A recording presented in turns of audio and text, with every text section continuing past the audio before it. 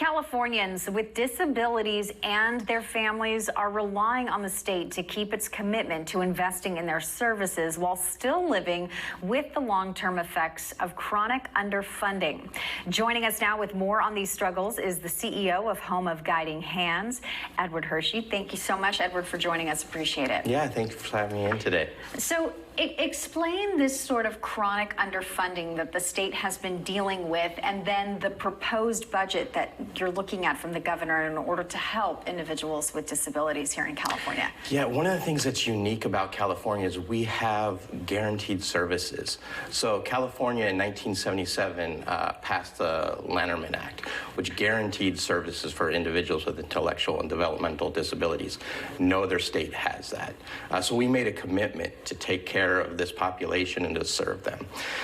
We've been dealing with chronic underfunding for years now. Several years ago, they put together a rate study to see what actually needed to be funded for this program. And they put together steps to implement that. The last step was going to be July 1st, and the governor's proposed budget that came out last month has a delay pushing that back a year of this much needed funding. It's about $1 billion for the industry that people were depending on and counting on. So it's having this negative impact. We already have a crisis in staffing, and this is going to just make that worse. So we have, in San Diego alone, there's 41,000 individuals with intellectual and developmental disabilities. Several of them are going without services. The commitment we made to help protect them and to offer them these much needed services. So, and it's not services that are wants or are, nice things. These are needs: trips to doctor's appointments, support to get a job, housing, much needed support. We're talking fundamentals down to food and shelter. Yeah. So when it comes to these individuals and their families going without services, are you having to turn people away? We are.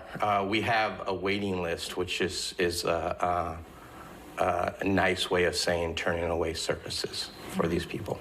And there also seems to be, and maybe to no surprise to some, waste within the budgeting that's there, right? So last year alone, the 21 regional centers that help manage the funds, they gave back $1.6 billion of unspent service funds that could have gone to helping individuals. And the driving... How does that happen? Have that make sense to me, because you're turning people away because the funding's not there, but then there's a huge amount of money that's not getting spent. How does that work? It comes back to staffing. There's not enough staff in the industry to provide the services. The caseloads in the regional center are about double what they should be. And it's hard to hire because... the rates that we receive for services are below adequate.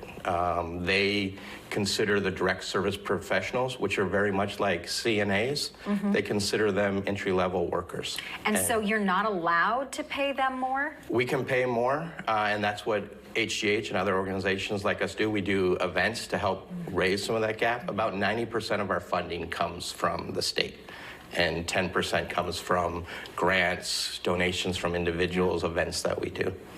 So what do you need from the public? I mean, obviously you're trying to raise awareness of the situation that most people don't know about, but most people, I would say, want to care for our individuals living with developmental disabilities. Yeah, I want to encourage people to go to our website, guidinghands.org.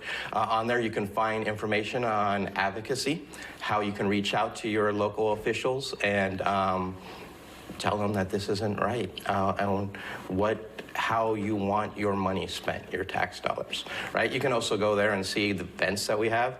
We have our Randy Jones Run Walk coming up March 2nd, and then in April we have our gala, our 50th gala coming up. So we're really looking forward to those events. But support organizations like us, like St. Mad's, others that are in this industry that need your support now. Yeah, so maybe making the governor a little more aware of some of the changes that could be. That's a good point, because this is a proposed budget, so we have time, right?